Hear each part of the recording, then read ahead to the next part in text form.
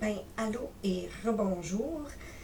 C'est finalement le temps. Vous avez fait vos devoirs, vous avez tous vos documents, vous avez votre mot de passe, vous avez appelé au prêt étudiant, vous êtes awesome. C'est finalement temps de faire votre demande de prêt étudiant. Êtes-vous prêts? Voici nos walkthroughs. On va vous marcher à travers de chaque page des prêts étudiants. Préparez-vous?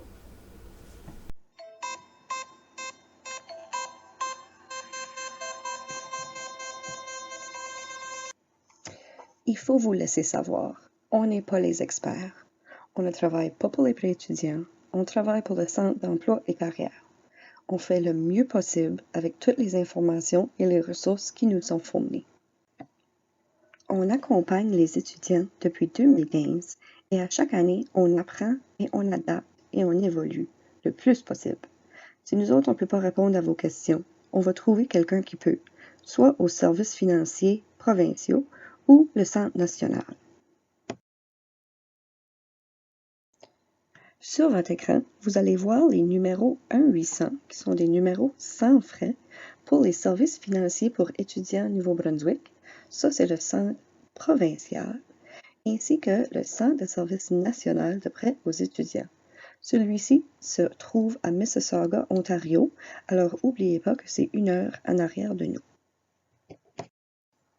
Pour voir si vous êtes éligible aux services ou programmes financiers au travers de Travail Nouveau-Brunswick, vous pouvez appeler votre bureau régional afin de parler à un conseiller ou conseillère à l'emploi.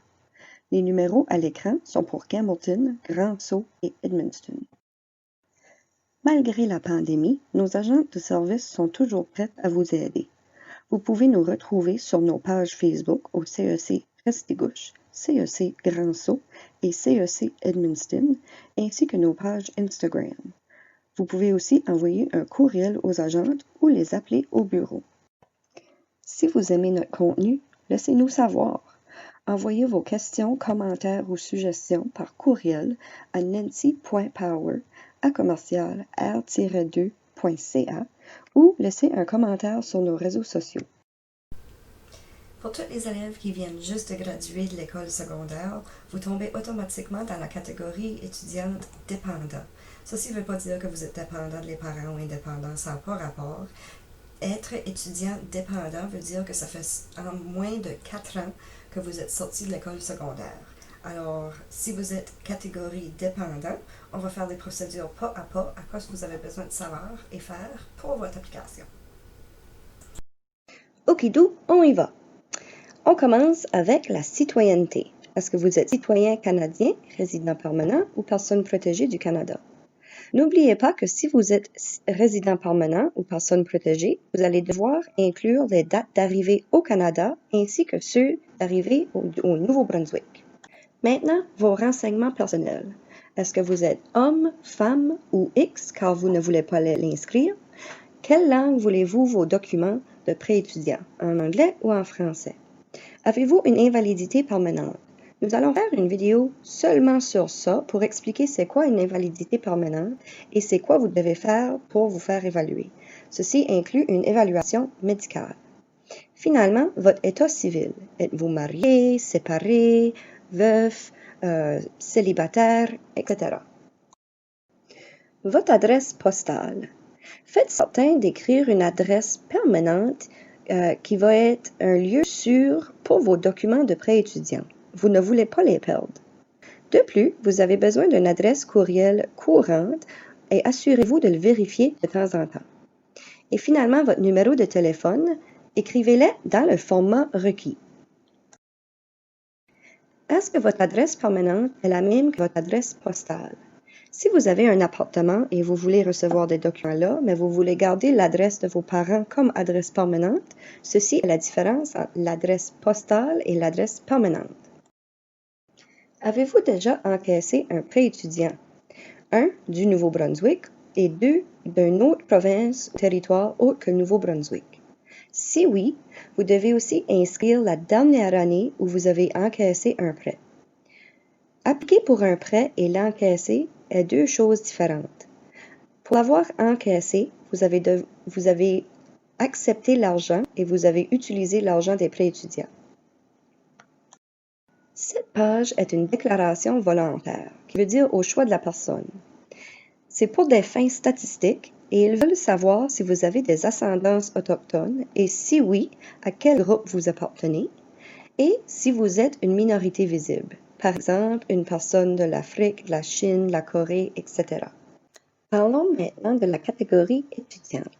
Nous en avons discuté un peu dans une des vidéos précédentes, mais nous allons en parler encore.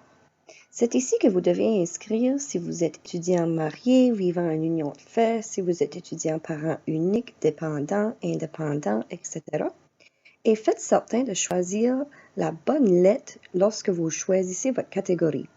Ceci va changer les questions qui vont suivre. Pour cette application, nous serons mariés ou vivant en union de fait. Ici, on confirme notre choix en cliquant « Suivant ». Cette page explique la différence entre les prêts étudiants du Nouveau-Brunswick et canadiens. Les prêts étudiants du Nouveau-Brunswick regardent seulement les revenus de l'applicant. Pour être considéré pour le prêt étudiant fédéral du gouvernement du Canada, vous devez fournir les informations et le revenu de votre conjoint. Si vous choisissez d'être considéré par les deux gouvernements, vous allez voir une déclaration et consentement semblable à celui que vous avez vu au début de l'application. Celle-ci est pour votre conjoint. Il n'y a rien à faire avec cette page, vous n'avez pas besoin de l'imprimer ou faire quoi que ce soit. C'est seulement pour informer votre conjoint c'est quoi qu'ils donnent leur consentement pour. Votre lieu de résidence.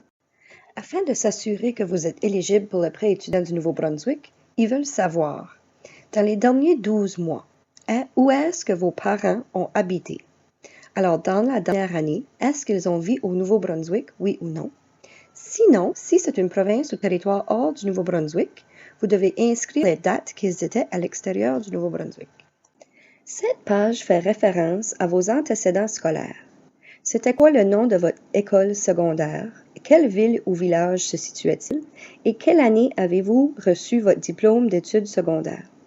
Si vous n'avez pas reçu votre diplôme d'études secondaires, vous devez indiquer la date que vous avez arrêté vos études, ainsi que la dernière année que vous avez terminé. Si vous avez fait votre diplôme d'équivalence d'études, inscrivez la date dont vous l'avez reçu. Finalement, avez-vous déjà suivi des cours temps plein dans un établissement d'enseignement postsecondaire? Oui ou non? Si vous choisissez oui, nous allons vous montrer sur la prochaine page l'information que vous devez fournir. Si vous avez déjà suivi des cours postsecondaires, vous devez inscrire l'information pour chaque année que vous avez étudié. À l'écran, il y a un exemple. Année 1, un baccalauréat en sciences. Avez-vous gradué ou reçu votre diplôme? Non. Avez-vous eu des prêts étudiants? Oui. Le nom de l'établissement, le nom du programme et les dates de début et fin. Si vous avez fait plus qu'une année, vous devez inscrire chaque année séparée. Si vous avez postulé pour un prêt étudiant l'année passée, vous avez seulement besoin d'inscrire l'information pour la dernière année. Maintenant, où allez-vous? Dans quelle province ou territoire se trouve votre collège ou université? Lorsque vous avez choisi votre province ou territoire, vous pouvez trouver une liste de tous les établissements postsecondaires que vous pouvez choisir. Trouvez la vôtre parmi la liste et choisissez-la. Si vous ne trouvez pas votre institution dans la liste, il est possible qu'il n'est pas désigné par les prêts étudiants. Vous pouvez appeler votre établissement postsecondaire afin de leur questionner. Votre programme, est-ce pour un baccalauréat, un certificat, un diplôme, etc. Habituellement, les cours universitaires sont des baccalauréats qui prennent 4 ans. Au collège, vous pouvez avoir un certificat après 1 an d'études et un diplôme après 2 ans d'études. Toutefois, il y a toujours des exceptions. C'est quoi votre programme d'études? Parmi la liste, choisissez votre programme, que ce soit un bac ou un certificat ou un diplôme, en arts, en éducation, en sciences, en nursing, etc. Quelle est la durée de votre programme d'études? Vous devez sélectionner l'année que vous commencez, est-ce que vous entrez dans la première, deuxième, troisième année, etc., de la durée de votre programme. Alors, sur la deuxième ligne, vous allez choisir la longueur de votre programme. Est-ce que c'est 1 an, 2 ans, 3 ans, 4 ans, etc. Êtes-vous inscrit à un programme coopératif? La plupart du temps, le nom coop sera dans le nom de votre programme d'études. Si vous ne savez pas si vous êtes inscrit à un programme coopératif, fort probable que non, vous ne l'êtes pas. Ici, faites attention. Pour les dates du programme d'études, dans le menu, parmi les dates disponibles, vous allez voir que l'année au complet n'est pas la première sur la liste. Pour l'année au complet, de septembre à avril pour l'année scolaire universitaire, c'est le deuxième choix sur la liste. Les autres, ce sont seulement des semestres ou la période d'été.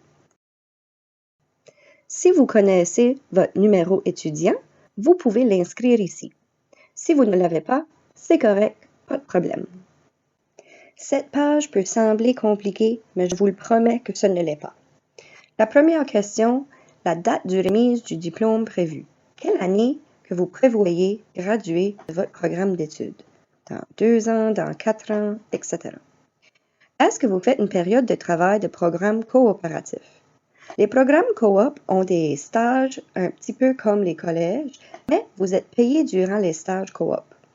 Si vous ne l'êtes pas, vous pouvez choisir non. Si vous êtes dans un programme coop, vous allez devoir inscrire les dates et où est-ce que vous allez vivre durant votre programme. Si vous avez des stages, c'est la même chose. Vous allez devoir écrire les dates de début et de fin de vos stages, ainsi que où vous allez vivre durant le stage. Est-ce que vous vivez chez vos parents ou ailleurs? Est-ce que vous prenez votre cours en ligne par correspondance ou autre forme de livret à distance? Est-ce que vous allez être en classe ou à la maison? Et finalement, quel pourcentage d'une charge de cours à temps plein allez-vous prendre? La plupart des étudiants à temps plein font 100%, qui veut dire que vous allez prendre 5 cours habituellement dans l'année. Vérifiez avec votre établissement postsecondaire si vous n'êtes pas certain. Quelles seront vos ressources financières pendant la période d'études? Est-ce que vous allez recevoir des bourses d'études? Si oui, inscrivez le montant, la source et le nom de la bourse. N'incluez pas les montants que vous prévoyez recevoir des prêts étudiants du Nouveau-Brunswick.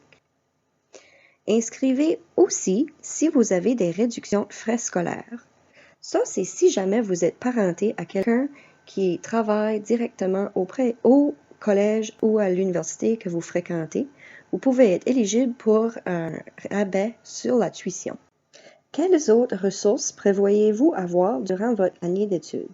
N'incluez pas les ressources d'épargne, les régimes enregistrés d'épargne retraite ou épargne études, le revenu d'emploi, les prestations d'aide sociale, etc. Ça doit être un montant ou un revenu autre que ceci. Et enfin, avez-vous rencontré ou allez-vous rencontrer un conseiller à l'emploi afin d'obtenir une aide financière du programme de formation et perfectionnement professionnel? Si vous ne savez pas c'est quoi, fort probable que vous ne l'aurez pas. Si oui, vous pouvez aussi inscrire le nom de votre conseiller à l'emploi. Pour plus d'informations sur ce programme, contactez le bureau de travail NB. Pendant la période d'études, allez-vous habiter avec vos parents ou ailleurs que chez les parents? De plus, quelle est la distance entre votre domicile familial et l'établissement que vous allez fréquenter? Est-ce que vous avez des frères ou sœurs dans votre unité familiale? Si vous avez des frères ou sœurs qui ne suivent pas des études secondaires, vous devez inscrire leur prénom, leur lien de parenté, leur date de naissance et leurs âges. Si vous avez des frères ou sœurs qui sont aux études postsecondaires eux aussi, vous devez inscrire leur prénom, lien de parenté, date de naissance, âge, numéro d'assurance sociale, le nom de l'établissement qu'ils fréquentent, les dates d'études et s'ils reçoivent de l'aide financière eux aussi. C'est maintenant le tour de vos parents. On va commencer par mettre le prénom et nom de famille de un de vos parents. Est-ce que l'adresse de votre parent est la même que votre adresse permanente? Oui ou non? C'est ici que nous allons inclure l'information financière de vos parents. Est-ce que vos parents sont mariés, séparés, célibataires, etc.? Ceci va affecter quel parent que vous allez inscrire l'information pour? Les 2 parents ou seulement un? Vous allez devoir fournir, s'ils ont fait leur déclaration de revenus pour l'année 2019, leur prénom et nom de famille, lien de parenté avec vous, numéro d'assurance sociale et date de naissance, ainsi que certaines lignes de leur déclaration de revenus pour le 2019. Comme vous pouvez voir à l'écran, il y a plusieurs lignes requises pour leur information financière. S'il n'y a pas de montant sur ces lignes-là, vous n'avez seulement besoin d'inscrire 0 partout. Si vous avez des montants financiers que vous allez recevoir du parent qui n'a pas votre garde, vous pouvez aussi inscrire le montant sur la dernière ligne de la page. Avant de terminer, vous avez un espace où vous pouvez mettre des commentaires à ajouter à propos de votre demande. Ceci peut être des circonstances exceptionnelles à signaler au service de finances, tels que des problèmes médicaux, que vous avez besoin des médicaments que vos assurances ne couvrent pas, etc. Ils prennent déjà beaucoup de choses en considération, alors ça doit vraiment être des circonstances exceptionnelles. Si vous voulez donner permission aux pré-étudiants de contacter vos parents si vous n'êtes pas disponible, si vous êtes d'accord, vous pouvez choisir « Oui », inscrire le nom de votre parent ainsi que leur lien de parenté avec vous. Et finalement, c'est fait, c'est fini, vous avez terminé. Vous pouvez cliquer « Soumettre la demande » si vous êtes prêt. Sinon, vous pouvez cliquer « Précédent » et aller revérifier vos réponses. Hey, vous avez fini. C'est ça, c'est fait. L'application est soumise. That's it. C'est fini. Félicitations. Le pire est fait. Si vous ne savez pas quoi faire maintenant, allez voir nos autres vidéos pour voir quelles informations vous avez besoin de savoir après votre demande. Allez aimer nos vidéos et souscrire à nos pages. Puis merci d'être venu, puis on se voit à la prochaine. Bye!